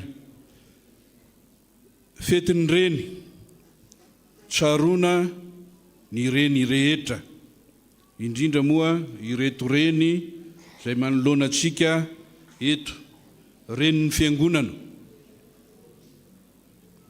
Miarahaba azy ireo isika nahatratra izany fety izany, arak'ilay teny notononiny tao amin'ny sampana sekolelahady teo, arahaba ary ilay nasoavina ny tompo ho aminao. Tsaroana ny reny, satria ny taiza, ny baby nanasa, izy daholo zany zay ny nataony reny, ary mbola misy maromaro n'izay arak'ilay nitenenina teo fa dia ny reny dia mahatsiaro hatrany, ka zay indrindra no tokony ahatsiarovantsika ny reny. Inona ny tokony ho ataontsika zany? Misaotra azy ireo, misaotra nareo reny no ny amin'ny fikarakarana ny ankohonana. Araka ny tenenina teo ny ankohonana raha tsy misy ny reny dia ohatra ny eo ihany, fa noho ny fanohanany reny dia mitsangana ny ankohonana isika fiangonana izay vory eto. Ko dia mirarisoa ny reny rehetra, ho tratry ny fetiny reny mitsingerina trany homban'ny fanahy masina. Misy ihany koa nefa ny afatra ho an'ny ankohonana dia ny ray. Inona ny afatra ho an'ny ray? Hajao ny reny. Misy ihany koa afatra avy ho an'ny zanaka. Inona le afatra ho an'ny zanaka? Ny zanaka adala dia inona le izy? Mampalahelo ny reny. Koa azo atao ny mampalahelo ny reny, fa dia fetiny reny androany dia mirary fety sambatra ho an'ny reny, dia hitondra hery vaovao indray ho an'ny ankohonana amin'ny andro rehetra iainantsika. Ny fanahin'ny tompony ho aminareo hatrany.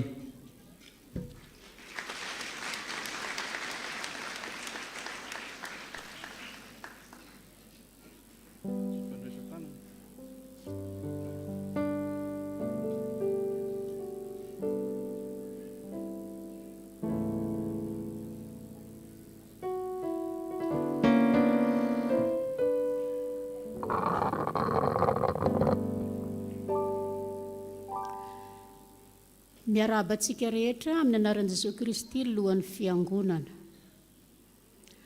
Miarahaba ihany koa ny reny rehetra, itsika rehetra, tsy ny reny ihany satria ozy le pasteur niaraka taminay tamin'ny Zimazy hoe fetin'izao tontolo izao izy ity. Zany hoe n'izao tontolo izao no mankalaza ny fetin'ny reny. Ny atsika manko indraindray le hoe izao tontolo izao dia zava-dratsy foana. Izao tontolo izao no mankalaza ny fetiny reny dia tsy diso anjara atsika eto amin'ny chapelle militaire Ampahibé. Dia miteny eto zany isolotena ireto reny nomena fanomezana manokana ireto. Zany hoe nisinganinareo tao anatin'ny maro izahay natsangana tetỳ aloha fitiavana izany. Ary izany no anaovanay ny teny fisaorana, ny fahatsiarovanareo mampiseho fitiavana hita maso maro ny mandefa SMS fomaraina mahazo antso fifaliana lehibe ireny ary mamelombelona tokoa ny fahatsarovana toy izao manetsika indray manaitra ny fitiavana efa misy ao anaty iroborobo hatrany ampiseho izany fitiavana mareny izany ny andraikitry ny reny eto dia manasa ny reny rehetra hitsangana. Izahay mitsangana ireo dia faly avokoa nahazo an'ilay fiarabana teo. Faly satria tsaron'ny fiangonana, tsaron'ny zanaka, tsaron'ny vady amin'izany fetiny reny izany. Ary fifaliana ho fifaliana hatrany ary tsy androany ihany ny fetiny reny fa ho fetiny reny foana ny fiainana. Izay ny isaorantsika n'Andriamanitra. Maro no nikasa ary izay akory hoe tsy tian'Andriamanitra izy ireny fa izay ny lahatra dia mozy ny teny soratra masina hoe misaora amin'ny zavatra rehetra dia hisaotra an'Andriamanitra isika iombom-bavaka. Misaotra anao tokoa izahay Andriamanitra andriana nahary ny lanitra sy ny tany ianao nahary ny olombelona dia nanamorona ny vehivavy izay vehivavy lasa reny. Indreto izahay taranaka izany vehivavy namboarinao izany ary vehivavy manompo anao matoa tonga amin'ity fiangonana ity. Misaotra Tompo satria tsy takatry ny sainay ny alehibe ny fitiavanao, tsy hainay visavisaina na refesina na hafatra satria lehibe ianao Andriamanitra. Ary faly izahay satria izan'Andriamanitra mpanjaka ny mpanjaka izany no Andriamanitra ivavahanay ary nanome anay izao andro anio izao izay ankalazana ny fetiny reny maneran-tany izay ankalazainay ihany koa eto amin'ity toeram-pivondronanay iantsoana eny anaranao izay antsoina hoe fiangonana. Andriamanitra tianay ianao ary omenay ianao ny dera, ny laza, ny saotra amin'ny zavatra rehetra. Faly izahay mankalaza izany fetiny reny izany. Faly izahay satria eto amin'izao toerana izao aty am-piangonana isantaranay izany satria tontolo andro anio fetiny reny. Kanefa Tompo mahatsiaro izahay satria ianao mampianatra anay mivavaka ho an'ny hafa. Misy reny izay tsy afaka mankalaza izany ankehitriny miaraka aminay no ny rotoroton'ny fiainana dia mikaroka izay ahasoany ankohonana izy tsy maintsy miasa hitady sakafo ho an'ny ankohonana. Tsaroanay ireny Tompo. Ka ny angatanay aminao dia ianao ny azy izay tadiavina. Anampy azy ianao amin'ny famelomana sy ny fitadiavana izany fivelomany ankohonana izany. Tsaroanay koa misy reny ankehitriny te hifaly araka aminay eto fa tsy hafa manoatra noho ny aretina eny ambony farafaran'ny hôpitaly ao an-trano marary mangirifiry ny nofo. Tompo jereo izy ireny. Ampahafantaro azy fa Andriamanitra tia azy ianao ary miara-mizaka aminy izay mavesatra. Omeo azy ny fahasitranana ianao hijery azy ireny. Vangio isa-tokantrano isam-batan'olona. Misy reny izay voafonja noho ny antony maro samihafa. Mankalaza ny fetiny reny izy ireny kanefa mety tsy mitovy fifaliana aminay. Nefa ianao Andriamanitra manana izany fifaliana izany mitoera ao anatin'izy ireo. Ataovy mahita ny fanahinao, ny tavanao izy. Ianao analan'izay fisalobonana ka anakona ny famirapirantanao aminy. Andriamanitra, mahenika izao tontolo izao ny herinao. Na izay tsy hitanay, na izay tsy fantatray, fa ianao ny mahita. Ho asoaviny izy ireny. Satria ny asan'ireny Tompo dia tsy mijanona amin'ilay miteraka ihany fa mandra-piala eto amin'ity tany fandalovana ity manana ny andraiky ny mandrakarivany reny ho amin'ireo zanany sy ny ankohonany. Ka izany no angatanay aminao izany hery ny fananao masina hitoetra aminay tsirairay avy mba vita zay adidy satria antso manokana izany mahareny izany. Misy koa reny tsy reny niteraka ihany fa reny eo amin'ny sehatra maro samihafa amin'ny alalan'ny asa sy ny andraikitra na ny endrenao ny tsirairay reny izy reny. Tompo jereo ampio tohano na io. Amen. Mahazo toerana tompoko. Iteko tsika dia iarahaba azy ireo zany ny borony fiangonana. Mbola eo ihany nareo jery atrika ny mpitandrina sy ny borony fiangonana iarahaba azy ireo.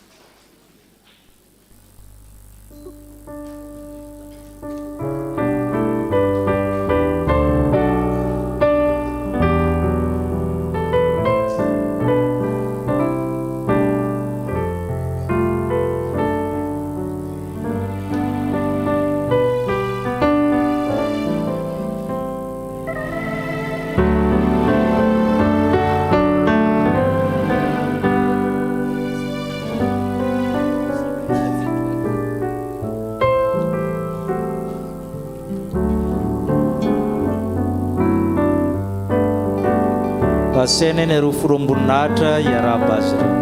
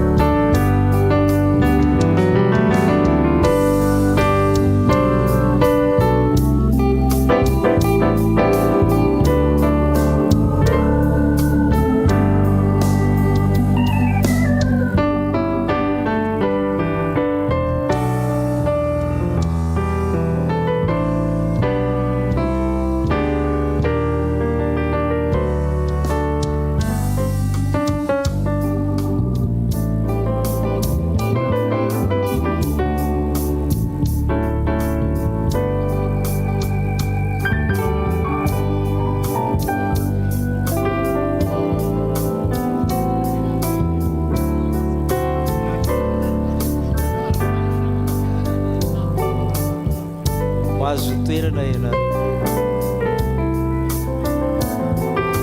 Io manamo vaovao ny fiangonana isika.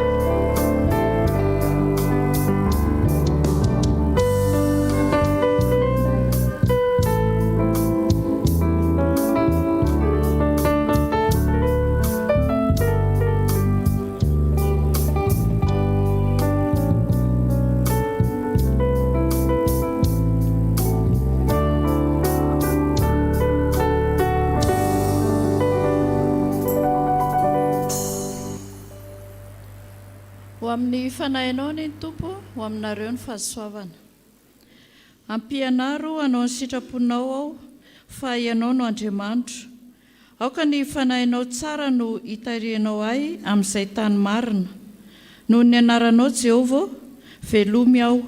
Araka ny fahamarinanao, avoay ny fanahiko ho afaka amin'ny fahoriana. Salamo 7:7, andininy 10 sy 11. Toy izao indray ny vaovao iray tamin'izao maraina izao. totosa omaly sabotsy ny andron'ny président synodaly teny amin'ny efitsekema analamahitsy nanolotra fisaorana ho an'ny mpitandrina sy ny fiangonana no ny fanomezana sy ny fanotronana izany fotoan-dehibe izany voninahitra ao an'Andriamanitra ireriany. Ny fitsangatsanganan'ny fiangonana ny alatsinain'ny pentekosta dia atao any amin'ny chapelle militaire Manjakandriana.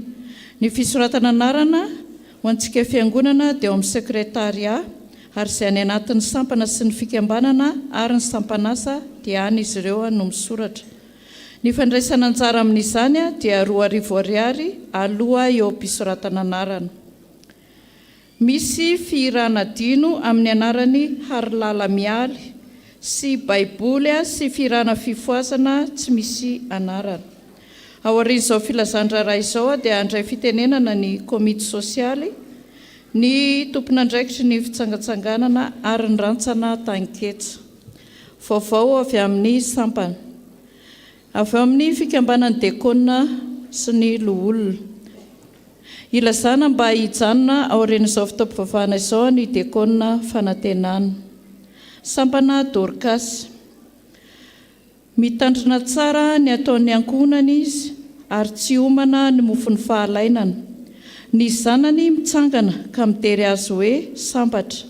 Ny lahy koa mitsangana ka midery azy hoe maro ny zazavavy nanao soa fa ianao manoatra noho izy rehetra. Ohabolana 230 andininy 720 ka hatramin'ny 720. Faly miarabantsika reny vady zanaka izay atao amin'ny sampana Dorcas, vehivavy voatain'i Jesosy lalandavana isika. Faly milaza amintsika ihany koa izahay fa izy ny batisa faobe atao amin'ny 720 volana Mea izay miaraka amin'ny mariazy miara-mizotra ihany koa. Ka zaza 20 ao no atao amin'izany ary ny mariazy kosa dia anankiray. Manasantsika hitrotro ambavaka izany fotoana izany. Sampana fifoazana finaritra alahady faefatra anio araka izany dia misy ny asa sy fampaherezana aoriana fitaom-pivavahana. Sampana sekoly alahady. Misaotra an'Andriamanitra lehibe fa totosa soma tsara ny fisindan'ny mpampianatra ny arahana tamin'ny mpitandrina omaly sabotsy. Amin'ny ora tolakandro ny fahatongavan'ny ankizy rehetra sy ny mpampianatra raha hariva. Ny teny iraisana dia polo fotsy sy matroka ambany. Avy amin'ny sampana VFL. Anio no alahady farany amin'ny volana natokana ho an'ny sampana. Misy noho izany ny varotra mamy sy masira karakarain'izy ireo aoriana fitaom-pivavahana. Anasanantsika mpianakavin'ny fonona rehetra ho fanohanana ny sampana. Anio ihany koa no fizarana ny mofomamy hetsika fetiny reny fanaon'ny sampana ka ao amin'ny akany ambany no andraisana izany. Manentana ihany koa izy ireo fa efa ho avy ihany koa ny anjara hetsika ho an'ny fetiny ray izay tsy ho latsa-danja. Anio ihany koa no farafandraisana anarana ho an'ireo zaza hisitraka ny didipotra faobe izay atao ny sabotsy 30 volana May ho avy izao amin'ny 5 ora sasany maraina eto amin'ny fiangonana. Farany manantitra fisaorana sy fankasitrana amin'ny fiangonana manontolo ny sampana tamin'ny fanohanana azy ireo nandritra ity volana May izay natokana ho azy ireo ity. Sampanasa AFF. Fiofanana famakiana teny soratra masina. Tompoko, ampitombona ho anareo ny fahasoavana sy ny fiadanana amin'ny fahalalana tsara an'Andriamanitra sy Jesosy tompontsika. Ho fanatsarana ny fahaizana mamaky teny soratra masina eto amin'ny fiangonana dia fifaliana ho an'ny sampanasa asa fitoriana amin'ny filazantsara ny manasanareo anatrika ny fiofanana maimaim-poana izay ho tanterahana eto amin'ny fiangonana ny sabotsy 12 fa 7 fa 9 ny volana Jolay izay fampianarana amin'toy manomboka amin'ny 9 ora sasany ka hatramin'ny 4 ora sasany hariva. Ny fiatoana amin'ny sakafo dia amin'ny 12 ora sasany ka hatramin'ny 2 ora sasany. ireo mpampiofana avy eo amin'ny FJKM ankady fotsy no andray tanana izany. Afaka misoratra anarana amin'ireo bron sampanasa na bron mpitandrina izay manana fikasana anatrika izany. Ho an'izay miomana ny iara-misakafo eto an-toerana dia misy fandraisana anjara 5,000 ariary isan'olona mandritra ireo fiofanana ireo aloha isaky ny alarobia mialohan'ny fiofanana. Dia mankasitraka anareo amin'ny fiombonana ho fampandrosoana ny asa fanompoana ho voninahitran'Andriamanitra iririany. Manao velomanareo amin'ny anaran'i Jesosy tompontsika. Fisaorana ho an'ny mpitandrina sy ny fiangonana chapelle militaire Ampahibé. Antsoy aho dia ho valiko ianao ka ampisehoako zavatra lehibe sy sarim-patarina izay tsy fantatrao. Ny ray aman-dreny Razafy Manantsoa Hery Mamonjy sy Randria Mananjara Fanirony Menarosoa Stefanie. Ny ray tapo Razafy Manantsoa Fity Mananjara Karina, Razafy Manantsoa Andria Mananjara Jeremia. Ny fianakaviana manontolo dia maneho fisaorana sy fankasitrahana feno tamin'ny fiombonam-po, feno fitiavana sy fihavanana ary firaisankina naseho anareo na mivantana na ankolaka tamin'ny fikarakarana rehetra sy ny fiatrehana ny adito farany tamin'ny tompoko lahy Razafy Manantsoa Ilo Mananjara Stefana zanak'izy ireo. Mankatelina indrindra tamin'ny vavaka nasandratra sy ireo teny fampiononana feno fankahirezana nataonareo taminay hatreo ambohitra ka hatreny amin'ny toerana izay ialany nofon'ny sasatra hiandrasany ny fitsanganan'ny tena amin'ny maty. Tsara levenana izy ary nikaja sy voninahitra izahay, ko mankasitraka indrindra tompoko. Ilay Andriamanitra manankaream-pahasoavana sy tompon'ny fiadanana ne hamaly fitianareo. Stefana dia namela fararakitra ho an'ny fiangonana sy ny sampana sekoly alahady. Hialatsiny ho an'ireo izay tsy trantrantso noho ny hafenondrano be loatra. Izay indray ry havana vaovao iray tamin'izao maraina izao voninahitra ao an'Andriamanitra ireriany. Voatasa ny vehivavy ianao ary voatany nateraky ny kibinao. Lioka toko voalohany anjiny faharoa amby 70. Faly miarabantsika mpiara-mivavaka rehetra na hatratry ny andro anio ary rahabaina manokana ihany koa ny ireny rehetra. Mijoro eto aho mitondra ny fanintanana ho antsika amin'ny anaran'ny rantsana Taniketsa. Anio hariva no andro natokananay ampisehoana amintsika ny talenta ny ireo zanantsika ao amin'ny rantsana Taniketsa. Koa dia azy ireo manontolo ny fotoana ny hoana amintsika ireo talenta ananan'izy ireo. Koa asaina isika ray aman-dreny sy ny mpiara-mivavaka mba hanotrina azy ireo amin'izany anio hariva amin'ny 3 oratolakandro eto am-piangonantsika ihany. Teo an'Andriamanitra irerany aneny voninahitra.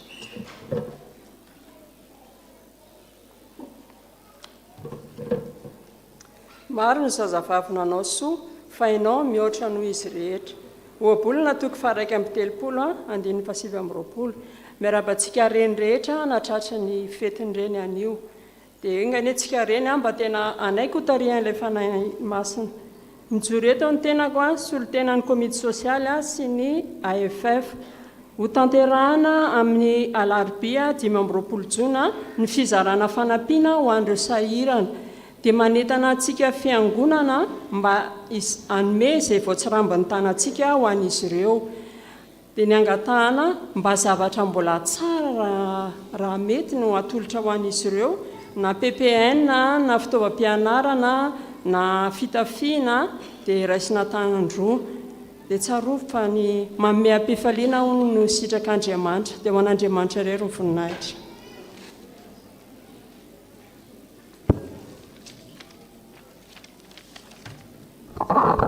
Faly miarabantsika mpianakavy finoana solotena mpikarakara ny alatsinainy Pentecoste 5 mandray fitenena fohy. Ataonay mpikarakara farak'izay mora sy andehanantsika fiangonana manontolo ny fitsangatsanganana amin'ity taona 5 ty. Aiza no ale eny Manjakandriana tsy vaovao amintsika ny toerana fa tongava maro. Andinindininy ny zavatra ho atao amin'ny alatsinain'ny pentekosta no holazaiko eto. Alatsinainy miavaka 7 jona 2024 tsisy indroy izany fa indray mandeha ihany. Koa manentana antsika fiangonana raha hivoaka ny trano ihany dia andao any Manjakandriana. Misy fiara iombonana miangy amin'ny 7 maraina, izany hoe tsy fo maraina be nareo fa amin'ny 7 ny fiaingana. Miala any Manjakandriana amin'ny 4 rivotra madio ny foana koa andao andeha any Manjakandriana. Maro ny zavatra ho atao any, ao ny kilalao maro samihafa, tsy lazaiko eto daholo fa sao dia ozy nareo hoe efa hitanay izany. Anisan'izany azakazaka anaty gony, fisintomana tady kilalao maro samihafa koa aza misalasala hovainy azandahanao fa andao any Manjakandriana ny 7 jona 2024 dia ho an'Andriamanitra ireny amin'ny voninahitra. Saotra tompoko. Amin'ny 7 no miainga zany eto zany hoe mihinana sasany fidirana anatin'ny fiara fa efa miainga ny fa Manjakandriana fa atreo fa adiny ray ihany, fa tsy hoe amin'ny 7 anao vao tonga eo. Amin'ny 7 miainga ny teneniny, fa raha tonga eo anao amin'ny 7 efa lasa le olona ny dikany. Mianatra mijery ny ora isika. Ny fanampiana ataontsika ao amin'izay namantsika sahirana dia afaka terina ao amin'ny bureau-ny mpitandrina. Iroso amin'ny rakitra isika, io ny tokopihira hira anatin'izany ny dekona andamina antsika. Ny mialohan'izany raha tsy diso misy katekomena tokana amin'ny lahady mangataka azy hiakatra ty anoloana raha ao.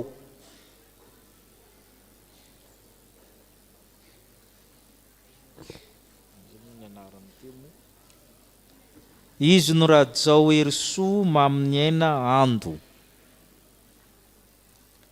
Ivavaka isika. Misaotra anao zay tompo ny amin'ny fanoratenany zanakao amin'izany sakramenta masina izany. Ianao no anomen'ny fanamasina nomana azy amin'izany. Ary ianao koa no anamasina. Ianao koa hiaro azy amin'ny ratsy tantana azy satria mpiray latabatra aminao izy. Omamy ny fianakaviany satria misy olom-baovao anatin'ny fianakaviany. Ka ny fiangonana manontolo dia mivavaka ho azy eo ambany fahasoavanao. Amin'ny anaran'i Kristy. Amen. Dia mivavaka ho anao zany.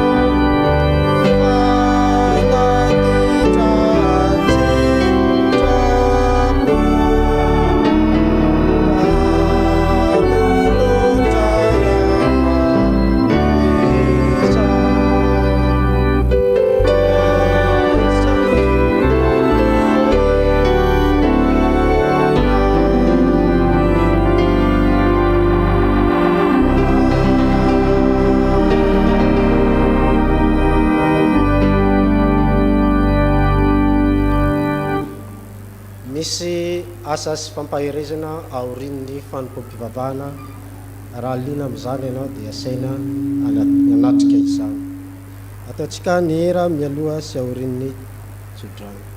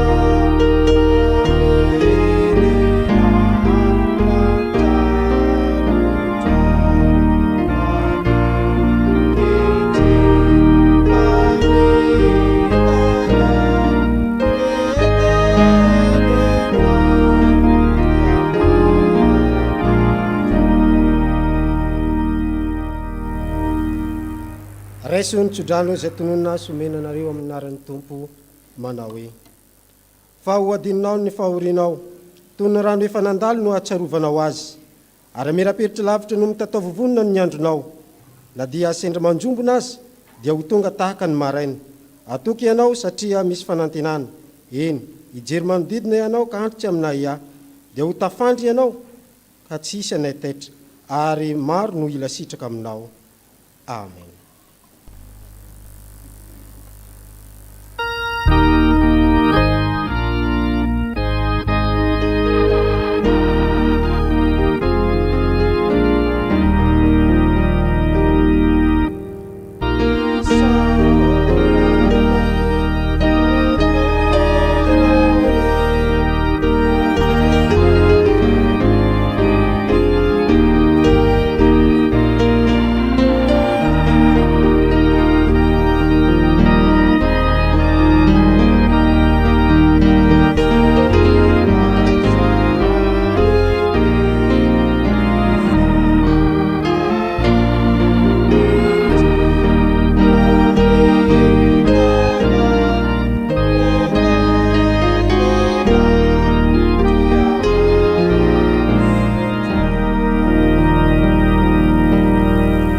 Ipetraka ny fiangonana manao vavaka mangina.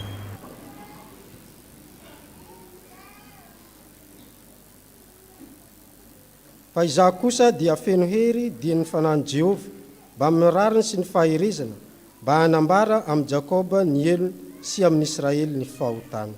Ho an'Andriamanitra irery ny voninahitra amin'ny anarany Ray sy ny Zanaka ary ny fanahy masina.